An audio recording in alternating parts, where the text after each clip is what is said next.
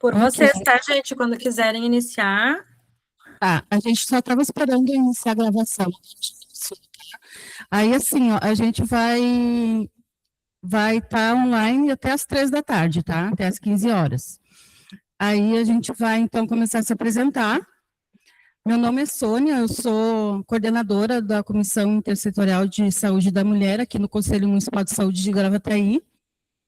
E a gente, na última reunião, combinou, né, com a Karen, de fazer uma reunião sobre a prescrição da cannabis, né? Como é que é? Como funciona? Que a gente não tem a mínima noção de como é, né? A maioria das mulheres também que tem fibromialgia também acredito que não saiba. Então é muito importante alguém que tem experiência na área falar sobre isso, né? Como eu já me apresentei, eu vou passar o microfone para a gente que está aqui no conselho aqui da reunião e para todo mundo se apresentar daí, então, tá? Tá. Boa tarde, doutora. Eu sou a Joyce Senai, sou advogada e sou conselheira de saúde. E também portadora da fibromialgia, faço uso do medicamento. E hoje estou aqui para debater junto com os demais aqui a pauta, né, sobre a prescrição do cannabis. Ai. Oiê, eu sou a Karen. Eu estou aqui hoje representando a Comissão das Práticas Integrativas dentro da Comissão Intersetorial de Saúde da Mulher. E aí essa era uma pauta que a gente já vinha conversando e discutindo há bastante tempo sobre como prescrever no SUS, quem pode acessar, quais os caminhos possíveis, se um profissional dentista pode também auxiliar na prescrição. Então é mais nesse sentido da gente conseguir se instrumentalizar para seguir adiante e depois fazer outros momentos que a gente possa trazer mais gente também para construir, né? Porque não tem uma política de prescrição ainda aqui no Rio Grande, não, pelo menos dentro do município que a gente está, né? E eu estou ali do ladinho que eu estou anotando, mas aí tem mais gente online, eu vou passar para mais um colega que está aqui se apresentar e depois a gente passa para ti se apresentar para a gente, que eu só fiz a propaganda, mas não apresentei totalmente.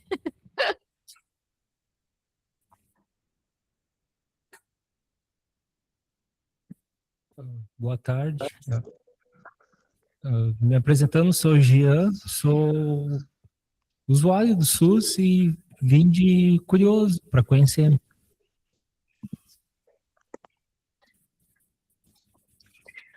Todo mundo, então, se apresentou. Agora só falta a senhora, doutora.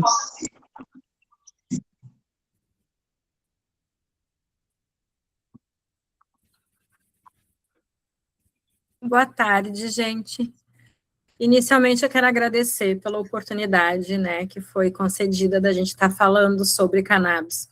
É um momento extremamente importante, a gente sabe que está falando de uma planta, mas uma planta que por muito tempo, por décadas, ela foi vista com um preconceito muito grande, né? Ela foi intitulada a erva do diabo. E a minha geração mesmo cresceu ouvindo que cannabis era do mal. Meu pai, quando queria ofender alguém, chamava de maconheiro. E penso que aqui todo mundo, né, cresceu escutando isso. A gente veio dentro dessa política proibicionista e, na verdade, a gente está falando de uma planta que tem um potencial terapêutico enorme e que já está trazendo benefícios para várias pessoas em diferentes patologias.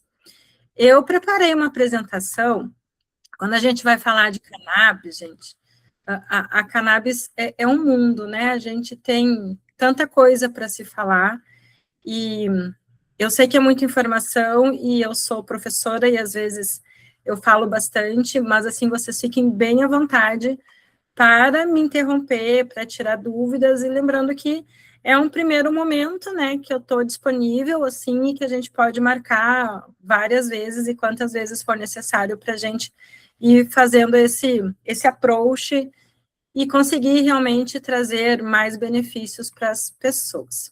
Então, primeiro eu vou me apresentar, espera que eu estou tentando compartilhar aqui o slide. Aqui. Vou me apresentar, então, meu nome é Daiane Veronese. Eu sou prima da Karen, eu trabalho com cannabis há bastante tempo. Eu estou, na verdade, nesse mundo de cannabis já tem 12 anos, e o que me trouxe para cannabis foi a dor, né? A gente aprende pela dor e pelo amor, e eu vim exatamente por uma necessidade pessoal. Eu sou mãe de 2 meninos, foi um parto gemelar, e um dos bebezinhos teve uma necrose tubular no parto, teve uma parada cardiorrespiratória, ele precisou reanimado, e ele evoluiu com uma epilepsia refratária, além de uma insuficiência renal crônica. E aí, isso era 2011, quando ele nasceu, e 2013, eu me vi totalmente perdida, porque ele fez um transplante que perdeu o rim transplantado, ele convulsionava o tempo inteiro, sem parar, ele tinha mais de 100 crises convulsivas por dia, já tinha usado todas as medicações disponíveis no mercado nacional e internacional, então a gente já não sabia mais o que fazer. As neurologistas encaminharam para fazer uma hemisferectomia, a equipe de nefro não aprovou, porque não tinha nem condições ele ficar 12 horas num bloco cirúrgico, fazendo uma cirurgia no cérebro sem ter um rim funcionando. A gente estava realmente, assim, entre a cruz e a espada, sem saber para onde ir. E aí foi numa dessas pesquisas de mãe mesmo que eu encontrei na cannabis uma possibilidade terapêutica. Quando ninguém falava de cannabis, então a gente está falando de 12 anos atrás, né? Eu descobri que uma mãe já usava no Brasil e que algumas mães estavam usando nos Estados Unidos para controle de epilepsia, e a gente começou a fazer o uso com o consentimento da médica que acompanhava ele em São Paulo, no Hospital Samaritano, e meu filho saiu de mais de 100 crises convulsivas por dia para 0 crises. Então, assim, foi algo transformador para nossa família, né? E aí eu comecei a falar disso para outras mães, para grupos de mães, e ajudar outras mães a terem acesso, o que era muito difícil. Se hoje a gente ainda considera difícil ter acesso, naquela época era quase que impossível, porque o primeiro empecilho era que precisava ter uma receita, e que médico que ia prescrever um produto que era proibido, né? Então, assim, colocar o seu CRM em risco, havia uma proibição, era uma planta proibida. Então, a gente começou a levantar bandeira, a ir atrás da Anvisa, e a primeira movimentação só aconteceu em 2015, quando a cannabis sai da lista de substâncias proibidas e passa a ser uma substância permitida com prescrição. Então, já foi um avanço desde 2015, então, no Brasil, já se pode prescrever, né, produtos à base de cannabis, e a gente vem avançando na velocidade de quem tem pressa, talvez um passo muito lento, né, acho que quem tem dor tem pressa, quem tem um sofrimento, uma pessoa que precisa de cuidados tem pressa, a gente queria que avançasse mais rápido, mas está avançando, e o Brasil vem avançando de uma maneira muito prudente, assim, porque uma coisa que não acontece em outros países e aqui está acontecendo é o debate aberto com a sociedade e trazendo essas pesquisas, trazendo as evidências científicas para a gente conseguir fortalecer. Então, eu sou advogada de formação, né, e trabalho com cannabis desde então. Eu comecei ajudando essas mães a fazer a importação, que era um processo extremamente difícil e burocrático para eu conseguir a autorização da importação da Anvisa do José Bernardo. A primeira levou mais de 3 meses, e hoje a gente consegue uma autorização no mesmo dia, né? Em questão de minutos, recebe em casa. O processo ainda é um processo burocrático, mas eu iniciei fazendo isso por amor e virou um grande negócio. Eu trabalho com a importação de cannabis, e eu acredito que a grande diferença é exatamente você atuar com um propósito, né? Existe um negócio, mas tem um propósito que é o que realmente move, que é o que faz a gente acreditar e estar, assim, levantando essa bandeira e falando de cannabis.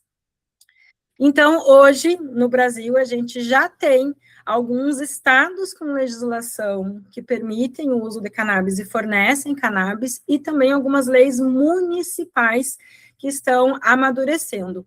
Então, estadual, a gente tem São Paulo, Acre, Rio de Janeiro, Santa Catarina, Pernambuco e Bahia.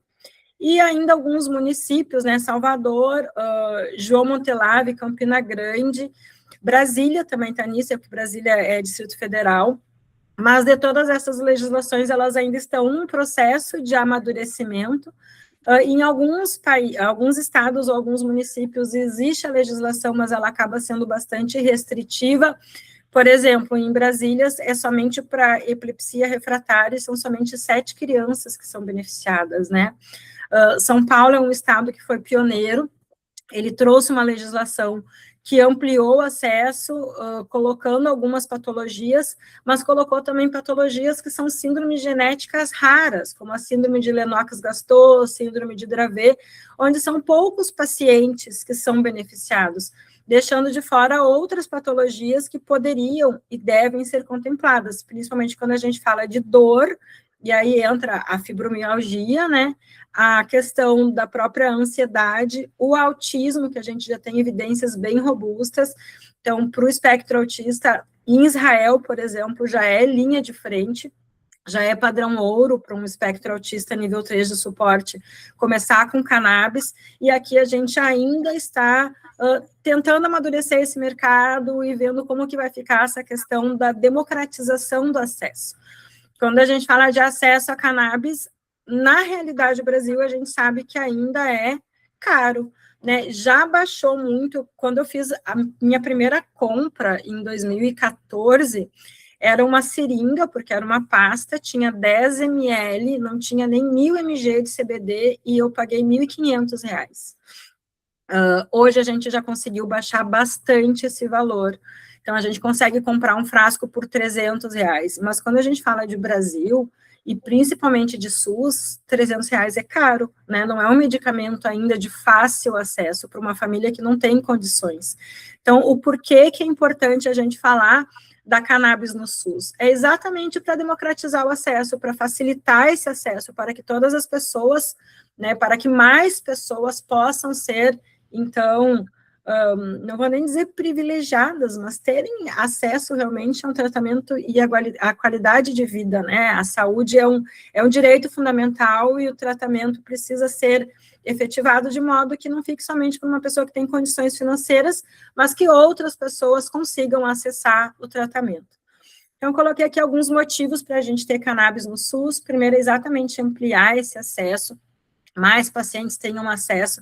Quando a gente fala de um paciente com fibro ou com TEA, a gente sabe que os custos da família são elevados.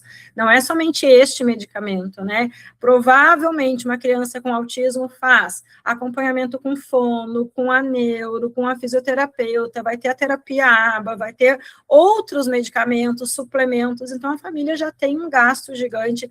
E a gente fala de cannabis, poxa, é mais um gasto, né? Como é que eu vou arcar com isso? Então, a gente precisa falar do SUS fornecendo também essa terapia para que as pessoas consigam ter esse acesso. A gente já tem um respaldo científico bem forte. Claro que, por causa do proibicionismo, a planta deixou de ser pesquisada por quase 7 décadas, né? Então, a gente não tinha pesquisa, porque era difícil até mesmo ter acesso à planta para fazer pesquisa. Então, as primeiras pesquisas que começaram a chegar no Brasil em 2015, 2016, eram pesquisas que estavam acontecendo em outros países, Canadá, Estados Unidos, Israel, que é uma grande fonte de referência para pesquisa com cannabis. Mas de 2018 para cá, o Brasil tem sido um dos países que mais tem pesquisado cannabis. Então, tanto a Unifesp, a USP, a PUC, eu vi que a UFSM está entrando nesta, né, já pediu autorização para cultivo. Então, a Federal de Santa Catarina já tem autorização para cultivo, e na Federal de Santa Catarina, a veterinária tem sido bem forte as pesquisas de cannabis. Então, a importância também das nossas instituições de ensino pesquisarem e trazerem essas respostas. Quando a gente tem a cannabis no SUS, a gente vai diminuir a judicialização. Hoje, a judicialização, ela é muito grande, porque o paciente começa a fazer uso, e aí ele não consegue manter o tratamento sem arcar com prejuízos para o seu sustento, né, ou da família, e acaba entrando com o processo judicial. Processo judicial, há um tempo atrás era mais fácil de conseguir, hoje a gente já tem uma dificuldade maior de conseguir, porque não é um tratamento considerado de alto custo e ele ainda não está na lista dos medicamentos que são fornecidos pelo SUS. Então, a gente sabe que existe uma determinação da STJ para medicamento que não está na lista da Anvisa, a gente vai preferir sempre aquilo que já está na lista, que são os medicamentos fornecidos. Então, para um paciente hoje conseguir acessar, ele precisa fazer um laudo, ele não, né? O médico, o dentista que acompanha precisa fazer um laudo justificando o uso e principalmente falando que as outras terapias não responderam. Então, por que ele vai utilizar cannabis? Por que uma paciente com fibro vai utilizar cannabis? Ah, ela já usou pregabalina, já usou tramadol, já usou relaxante muscular, já usou levodopa, já usou tudo e não teve benefício e está tendo benefício com este medicamento. Então, é quase que um uso compassivo, um uso refratário. Quando nada mais deu certo, a gente vai para cannabis. Né? Para epilepsia também. Já fez o uso de vários anticonvulsivantes, já usou Keppra, já usou Gardenal, já usou Idantal, nada conseguiu, aí a gente olha para cannabis.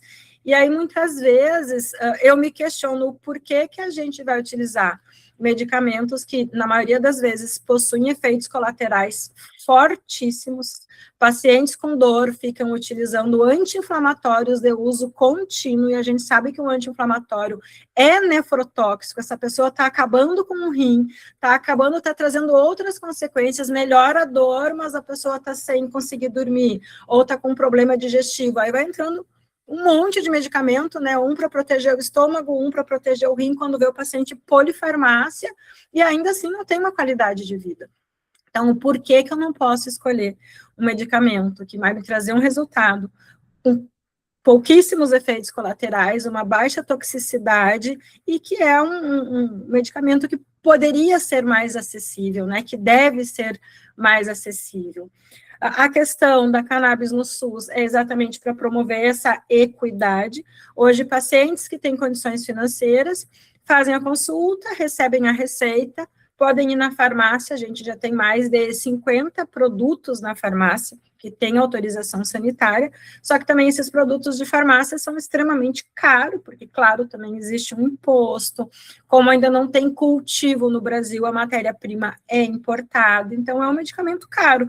Então, eu pego uma receita de um medicamento, por exemplo, um full spectrum de 6.000 mg, na farmácia custa R$ 2.400.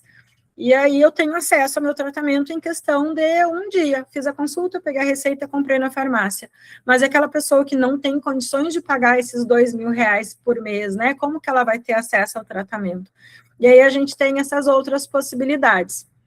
Hoje no Brasil, para a gente acessar, como eu falei, já tem produtos na farmácia que possuem uma autorização sanitária. A gente tem a via das associações, já existem associações que fornecem para os seus associados. Para a associação plantar, cultivar, fazer extração, ela tem que ter uma autorização da Anvisa, e essa autorização também vem via judicialização, não é algo que até este ano estava permitido. Este ano que a Anvisa lançou novas RDCs, e vai analisar como vai ficar a situação das associações através de um sandbox regulatório, que vai ter um prazo de 5 anos para fazer essa regulação. Como eu disse, é um processo de amadurecimento, né? A gente está passando exatamente dessa linha do que era proibido para o que é permitido. A gente ainda tem a possibilidade da importação. Então, a importação é permitida no Brasil com prescrição. Atualmente, qualquer médico ou dentista, então CRM ou CRO ativo, pode prescrever. Com a receita, o paciente entra em contato, manda sua documentação, faz uma autorização na Anvisa para importação. Essa importação ela é isenta de tributo, porque o produto entra no Brasil como medicamento, então o custo do importado acaba sendo mais baixo que o da farmácia, exatamente por essa isenção de tributação. E outras maneiras de acesso ainda seria o autocultivo, né? O Brasil também, como eu falei, é um processo de amadurecimento. Alguns pacientes conseguem cultivar no Brasil, mas também só através de uma judicialização.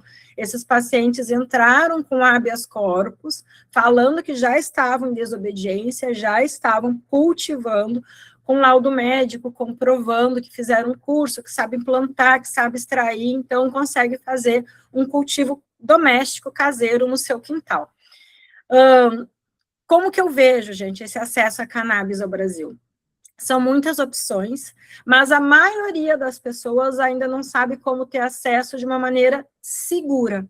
Tem pessoas que vão para a internet e colocam lá, comprar canabidiol, acha, e hoje tem anúncios no Mercado Livre, na Shopee, né, no OLX, compra um óleo que não sabe a origem, não sabe a procedência. Muitas famílias já foram enganadas, compraram azeite de oliva por um preço caríssimo, achando que era canabidiol, ou então está comprando um produto que vem de origem do tráfico, né? A gente sabe que o Brasil faz fronteira com Paraguai, Uruguai, os nossos países vizinhos, eles já cultivam o Paraguai, ele já tem muita experiência em cultivo, mas é uma cannabis de origem não de grau farmacêutico, né? Não uma cannabis que tenha uma qualidade. A maioria das vezes ela vai estar contaminada, seja com agrotóxicos, seja com metais pesados. Então, a pessoa, em vez de estar usando um produto que vai trazer um benefício, pode estar se contaminando, porque não sabe o que está tomando, né? Não conhece a origem, a procedência daquele medicamento. E aí, a gente, tendo uma legislação, ou tendo a questão de saber a origem, saber a procedência, a gente consegue exatamente ter um cuidado seguro e acompanhar esse paciente para que ele traga realmente uma resposta positiva. Bom, eu fiz uma consulta sobre as principais especialidades que hoje prescrevem cannabis, né? E a clínica geral vem como número 1, tanto nos medicamentos importados, quanto nos medicamentos de farmácia. Depois, neurologia, psiquiatria, odontologia está em 4º lugar, medicina da família e de comunidade em 5º lugar, e aqui é bem legal, porque medicina da família é o médico do SUS, né? E é o médico do SUS que muitas vezes no seu consultório ele consegue já prescrever e consegue trazer esse benefício da terapia canabinoide para os seus pacientes. Ortopedia, neurocirurgia, geriatria, nutrologia e anestesiologia. Então, são as principais especialidades que hoje já prescrevem cannabis, né, segundo os dados recentes. Geriatria também é bem importante, gente. Tem uma frase que hoje, assim, a cannabis é coisa de velho. E realmente cannabis é coisa de velho, e eu vou falar um pouquinho sobre o sistema endocannabinoide e vocês vão entender o porquê. Aqui são os medicamentos, as especialidades que também os especialistas prescrevem, olhando agora dos importados, né? Então, a gente vê que são praticamente as mesmas especialidades, né? Neuro, porque aqui entra a epilepsia, psiquiatria, porque entra ansiedade, depressão, insônia, geriatria tem muitas possibilidades terapêuticas, pediatria entra o TEA, clínico geral, que está abrangindo muito isso, e aqui o clínico geral, o que eu percebo que geralmente são médicos egressos da faculdade, recém-formados, que já não têm o preconceito, né, que eles já ouviram durante a graduação alguma coisa sobre cannabis e não tem o preconceito dos médicos mais velhos, né, a gente conseguir educar as pessoas que já estudaram, já vieram de uma graduação, já vieram de uma residência, e ninguém, a verdade é que ninguém na área de saúde estudou sistema endocannabinoide na sua formação. Então, é diferente do que quando a gente chega para falar de um analgésico, né? Eu venho para falar de um analgésico, todo mundo estudou como é que funciona o analgésico e vai somente fazer um update nas suas informações. Aqui a gente está falando de algo que ninguém estudou, né? Apesar de ser uma planta super antiga, a gente está falando de algo que é novo em questão de ensino e educação realmente na área de saúde. Quando se estuda cannabis na graduação, é lá em farmacologia em substâncias de abuso, não é? Ninguém estudou cannabis como possibilidade terapêutica. E aí essa é a grande virada de chave, né, nos dias atuais. Bom, alguma dúvida até aqui? Alguém quer falar alguma coisa? Pode falar. Eu sempre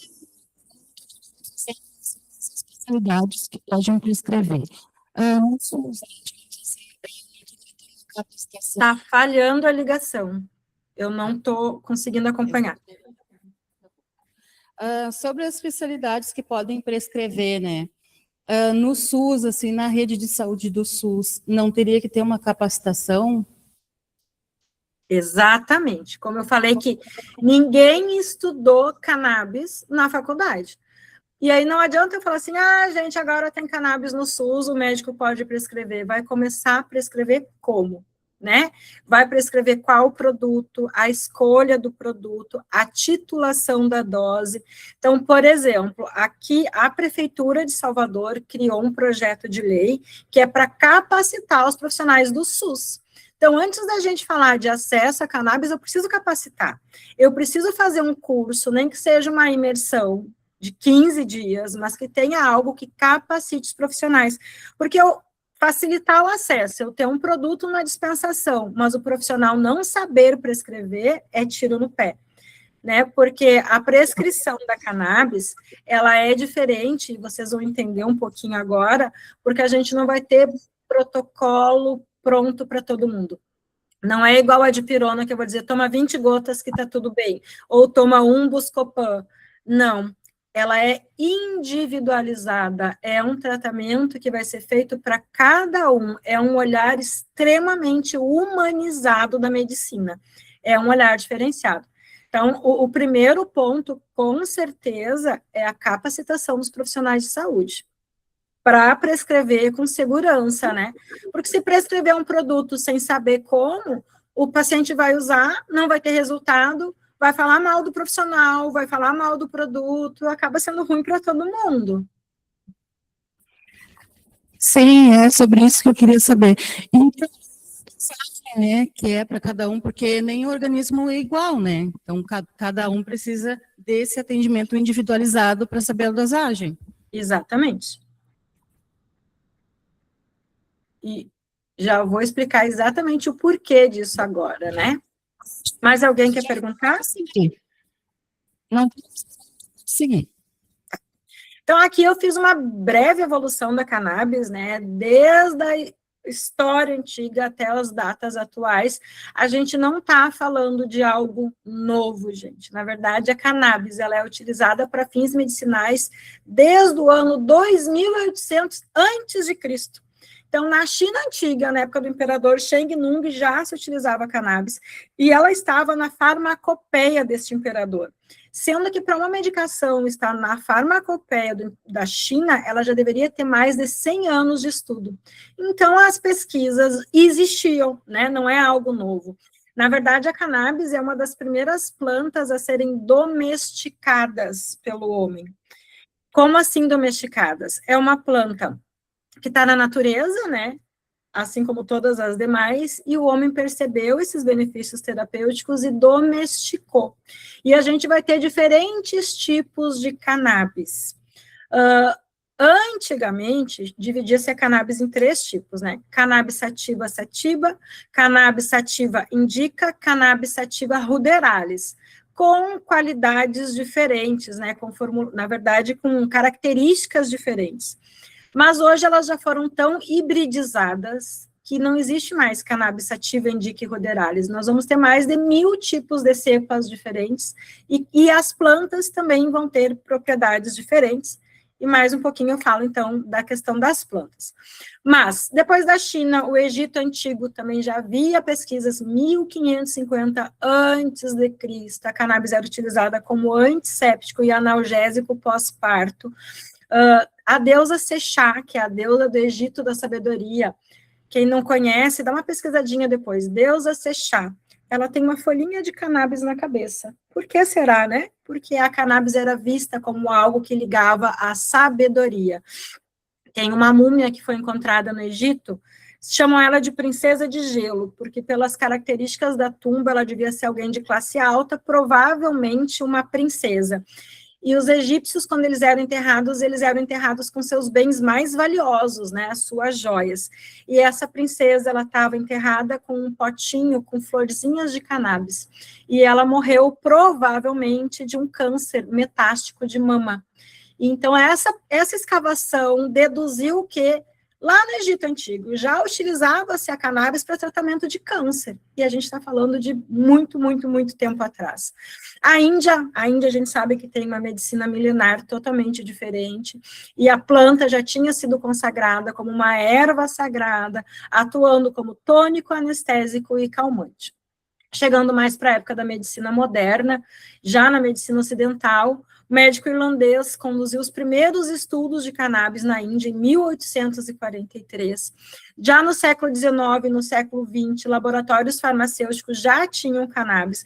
A própria Merck, da Alemanha, já produzia cannabis em farmácia. A cannabis estava na farmacopeia da Europa e era amplamente utilizada para enxaqueca, para cólica pélvica e para insônia. Aí a gente teve a questão do proibicionismo, né, século XIX para o século XX, a cannabis passa a ser vista como algo do mal, como uma planta que não teria nenhuma propriedade terapêutica, e as pesquisas meio que acabam, que encerram, né, a gente não tem tanto acesso.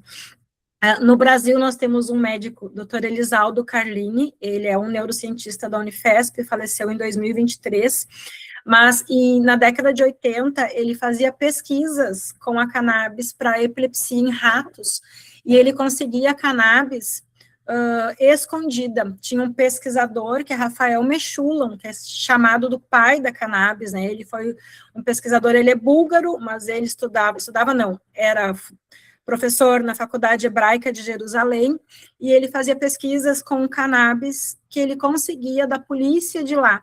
E aí ele escondia no envelope e mandava uma carta da Faculdade de Jerusalém para a Unifesp com a cannabis escondida, e Dr. Carlini conseguiu fazer pesquisas e percebeu já na década de 80 que a cannabis reduzia as crises convulsivas nos ratinhos. Era difícil ter acesso ao produto, né? Posteriormente essas pesquisas não seguiram em frente, mas na década de 80 a gente teve essa pesquisa e Dr. Carlini viu em vida, então, os pacientes utilizando e se beneficiando da cannabis para epilepsia.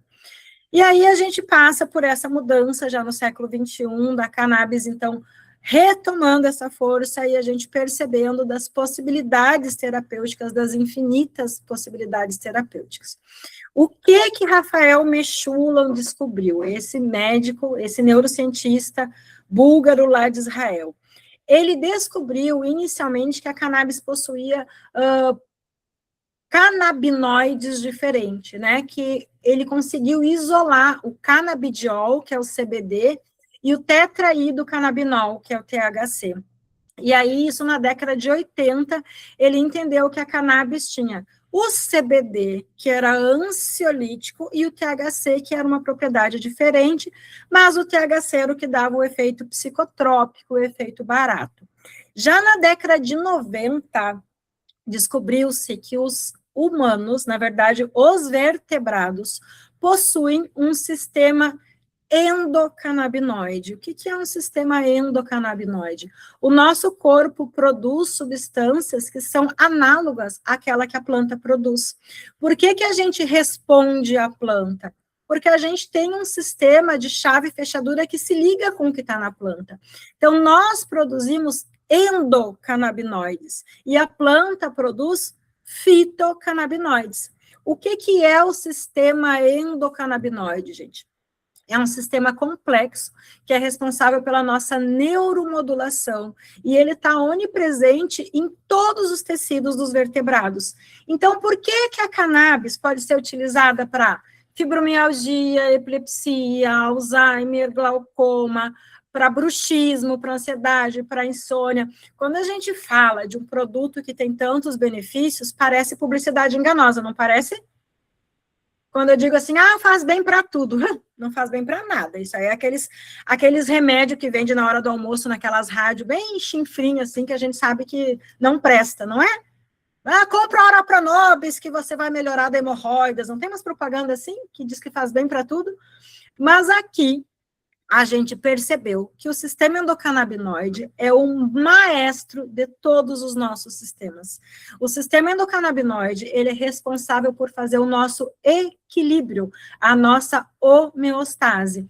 Então, é ele que vai modular a via central periférica, é ele que vai inibir a toxicidade por excesso de glutamato, por isso que ele vai ser muito bom para a epilepsia, é ele que vai regular a resposta das nossas citocinas inflamatórias, é ele que regula o nosso sono, o nosso humor, a nossa fome, e aí vem exatamente a questão do tônus endocannabinoide. Cada pessoa tem o seu sistema endocannabinoide. Eu posso ter o mesmo tamanho da Sônia, ter a mesma patologia da Sônia. Ó, eu e a Sônia temos 1,70 m, a gente pesa 65 quilos e a gente tem ansiedade. A Sônia pode tomar 5 gotinhas e ficar super bem. Ah, mas por que eu estou tomando 5 e não está ajudando nada? Porque o meu sistema endocannabinoide não é igual ao dela. A minha resposta fisiológica não vai ser igual à dela. E esse sistema endocannabinoide, ele pode, inclusive, mudar, porque eu posso melhorar, eu posso ativá-lo. Se eu praticar atividade física, se eu tomar sol, se eu comer saudável, eu vou estar potencializando o meu sistema endocannabinoide e melhorando os receptores. Então, eu entendi. A Sônia faz atividade física, a Sônia caminha todo dia, ela pega sol e ela só come comida natural. Então, o sistema endocannabinoide dela, ó, tá muito bom. O meu, não. Eu sou sedentária, só como fritura industrializado, não tomo sol. Olha a dificuldade do meu sistema endocannabinoide reagir ao que está vindo de fora. E aí, tem uma pesquisa de Israel que o Dr. Ethan Russo fala que algumas pessoas têm deficiência clínica de endocannabinoides. Ele percebeu que, por exemplo, autistas produzem menos endocannabinoides, por isso que é tão bom fazer uso da planta, é como se fosse uma suplementação. Pessoas com enxaqueca e fibromialgia e Crohn possuem menos endocannabinoides, por isso que a planta responde tão bem. Então, tem uma resposta fisiológica comprovada, e aqui, gente, é pesquisa mesmo, né? Não é teoria do achismo. Está falando de uma pesquisa bem robusta feita lá em Israel, que é essa síndrome da deficiência clínica de endocannabinoides. E aí, por que, né, que esses endocannabinoides vão responder? Aqui está o nosso corpo, e o sistema endocannabinoide presente em todos os nossos tecidos, então por isso que ele age no cérebro, na inflamação, no intestino, na pele, no dente, nas articulações, porque ele é o maior sistema regulador de toda a homeostase humana. Lembram quando eu falei que cannabis é coisa de velho? A gente, quando vai envelhecendo, começa a ter uma queda na nossa produção endógena, né? Por exemplo, produzimos menos colágeno, não é, meninas? O rosto não começa a ter um derretimento, produzimos menos colágeno, produzimos menos dopamina, produzimos menos noradrenalina, tudo vai caindo. Produzimos menos testosterona, a queda de estrogênio, e conforme a gente vai produzindo menos, a gente vai se sentindo mais fadigada, faz falta. Não entendi. Depois dos 40 é só ladeira abaixo. Tu sabia que uma vez eu falei isso e uma médica me corrigiu, que é depois dos 24? Que o auge é 24, depois dos 24 a gente já começa a ladeira abaixo, gente. A gente teve o nosso ápice ali de hormônios e colágeno nos 20. Agora é ladeira abaixo. E aí o que a gente faz, né? A gente não tem que suplementar um monte de coisa. Eu faço reposição hormonal, eu suplemento vitamina. E aí, ó, por que cannabis é coisa de velho, gente? Com certeza vai estar produzindo menos endocannabinoides, né? E aqui eu achei essa imagem tão bonitinha, porque fala exatamente das funções do sistema endocannabinoide. Essas 5 funções foram definidas por um pesquisador dos Estados Unidos, que é o Dr. Brain Fog. Isso aqui é menopausa. Eu acabei de esquecer o nome do doutor, mas daqui a pouco vem, tá? Comer, relaxar, dormir, proteger e esquecer. Olha que importante, né? Olha o que ele regula. E aí uma pessoa me perguntou, tá, mas o porquê esquecer? O esquecimento não é ruim? Gente, o esquecimento, ele é necessário. Pessoas que têm, por exemplo, um estresse pós-traumático, ela precisa esquecer esse trauma para seguir em frente. E o que faz esquecer é o sistema endocannabinoide. Então, soldados que voltam da guerra nos Estados Unidos fazem terapia com cannabis, exatamente para ajudar na síndrome do estresse pós-traumático.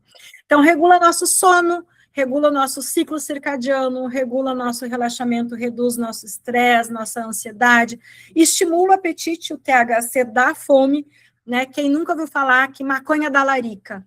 Né? Maconha, para quem faz o uso adulto, tem fome, que é a estimulação do apetite feita do THC. Ah, mas então o THC é do mal? Não, gente, um paciente que tem caquexia, um paciente que está fazendo quimioterapia, que não consegue se alimentar, ele sentir fome é bom. Então, o THC também vai ter propriedades terapêuticas, não é só o CBD. O CBD é ansiolítico, mas o THC é relaxante muscular, o THC é analgésico, o CBD não tira a dor, ele tira a dor pelo efeito dissociativo da dor, mas o THC, ele vai ter uma analgesia, ele vai ter um relaxamento, ele vai aumentar o apetite. O paciente de quimioterapia tem que usar o THC, né? Precisa ter contato a isso, porque é qualidade de vida.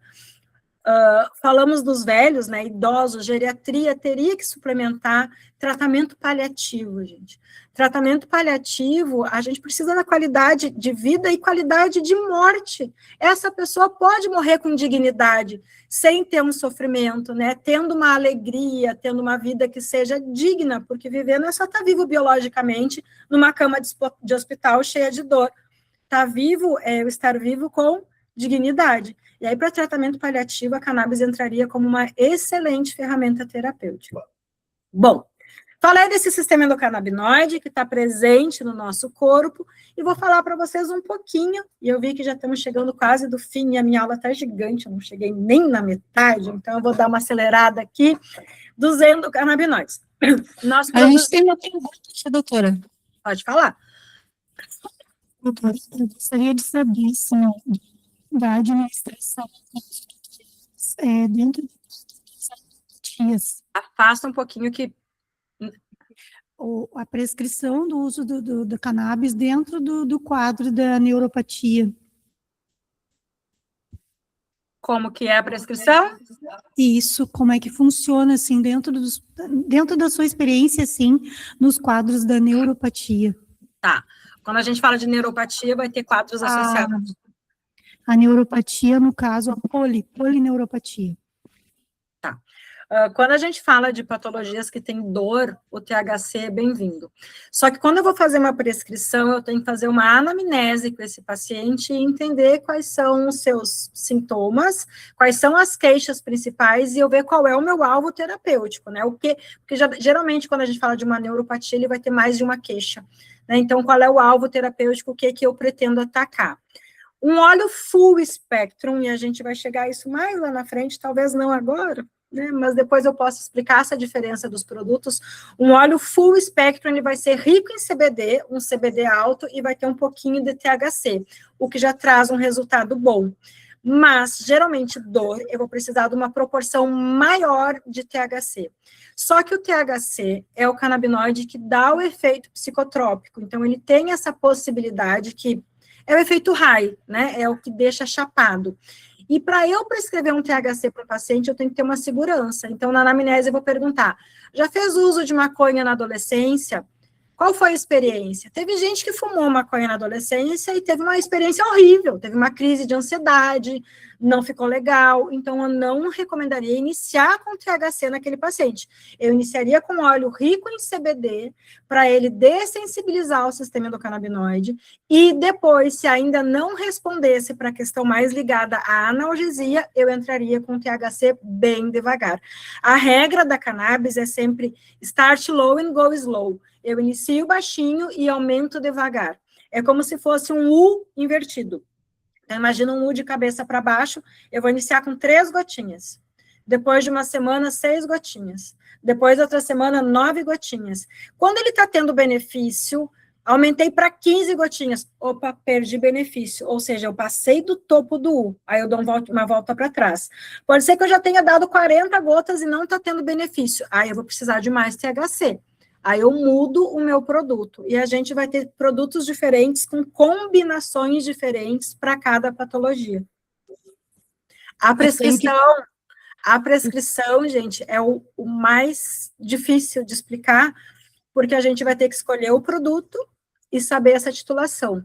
Hoje, com a minha experiência de 10 anos, eu já sei pelo menos da onde startar, né? Então, não necessariamente, por exemplo, epilepsia eu não vou iniciar com 3 gotas, porque não vai ser para nada. Epilepsia eu já começo com uma dose mais alta. Câncer eu já começo com uma dose mais alta. Mas ansiedade, 2 gotinhas, só de noite. Depois 2 gotinhas de manhã, 2 gotinhas de noite. A gente vai subindo até alcançar o efeito terapêutico esperado. E tem que ter o acompanhamento também, né? Não adianta... Exato, daí a necessidade de ter o olhar individualizado, esse atendimento que eu falei, que volta para uma medicina muito mais humanizada, né, porque não é o paciente que vai vir a cada 6 meses no consultório. Nesse primeiro mês, que eu vou estar aumentando a dose semanalmente, eu tenho que ter um feedback, porque se ele subir muito rápido, eu posso passar da dose ideal, e se ele subir muito devagar, ele vai desistir. Se eu ficar com 3 gotinhas, eu já peguei, gente, assim, paciente que vem com 3 gotas, e o médico não coloca lá na prescrição esse aumento gradual. 3 gotas. Aí o paciente vem fazer a recompra 6 meses depois, a mesma 3 gotas. Não, mas ainda não estou sentindo efeito, eu não posso mexer na receita, né? Eu não posso interferir na conduta técnica do profissional. Mas o profissional não está titulando idealmente, ele tem que fazer um manejo, ele tem que olhar para esse paciente toda semana. Como é que você está? O ideal mesmo, gente, o melhor dos mundos é fazer um diário, onde a paciente, ele vai responder, né? Sono, humor, apetite, como é que ele está, vai dando nota para a gente saber como é que está evoluindo, porque às vezes nem ele se dá por conta. Monitoramento diário. Diário. Tem paciente que vem assim para dor, né? Ah, ainda não resolveu, não está funcionando. Aí a esposa está junto na consulta e fala, como não? Teu humor está muito melhor, tu está dormindo melhor, tu não está roncando. Então, a pessoa que está perto, muitas vezes está vendo o benefício, mas como ele queria para dor e ainda não passou a dor, talvez ele não esteja percebendo. Então, é bom a gente ter esse olhar, né? Esse olhar bem humanizado e individualizado para fazer o manejo da titulação da dose e saber qual é a dose de cada um. Assim, doutora, como está acabando o nosso tempo, e a gente está adorando, né, essa palestra, e a gente quer muito saber muito mais, né, para passar para todo mundo aqui, a gente poderia marcar de novo para ter esse evento online dia 17? Só ver que dia 17 que eu dou aula terça e quarta na faculdade. Tá. 17 é que Vai dia? ser uma segunda-feira. Ah, segunda eu posso.